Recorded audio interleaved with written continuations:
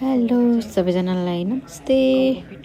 So आज चाहिँ मैले फर्स्ट टाइम खुर्मा रोटी बनाउन लागेको युट्युबमा हेरेर कस्तो हुनेछ हेरिदिनु होला। सो फर्स्टमा चाहिँ मैले गहुँको पिठो र सुजीको पिठो लिएँ अनि त्यसपछिबाट मैले नेपाली जिरा अनि थोरै सिनामनको धुलो, थोरै आलास अनि नट्सहरू ब्लेन्ड गरेको हालेँ। त्यसपछि नरिवलको धुलो हालेँ, त्यसपछि घिउ, त्यसपछि ब्राउन सुगर हालेँ। अनि ब्राउन सुगर हालेपछि यसलाई चाहिँ मिक्सिङ मजाले मुसेँ।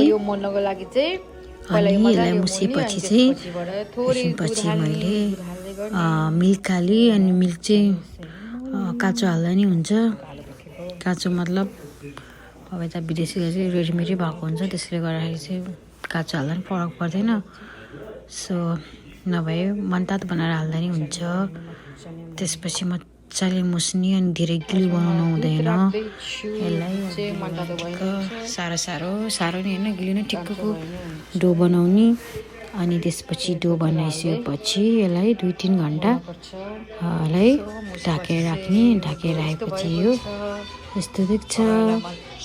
त्यसपछि तेल तताउनको लागि चाहिँ आफूलाई घिउ हाल्न मन लाग्छ भने घिउ हाल्ने। धेरै हिट गर्नु मिल्दैन, यसलाई चाहिँ एकदमै सानो आँचमा बनाउनुपर्छ। त्यसपछि मैले यो उसलाई पिठोलाई फेरि मजाले मुसेर यस्तो डिजाइन बनाएँ। यो चाहिँ डिजाइन चाहिँ मैले फोर्क काँटाले बनाएको हो। त्यसपछि तेलमा हालेर यसरी फ्राई गरेँ। धेरै हिट गर्नु हुँदैन, एकदम मध्यम आँचमा बनाउनुपर्छ। त्यसपछि मेरो खुर्मा रोटी यस्तो बनेको छ। अनि कस्तो मिठो भएको थियो कि के भनौँ, फर्स्ट टाइम बनाएको। सो दामी छ। सो तपाईँलाई पनि मनपर्छ भने यसरी बनाउनु होला। Thank you so much for watching my video.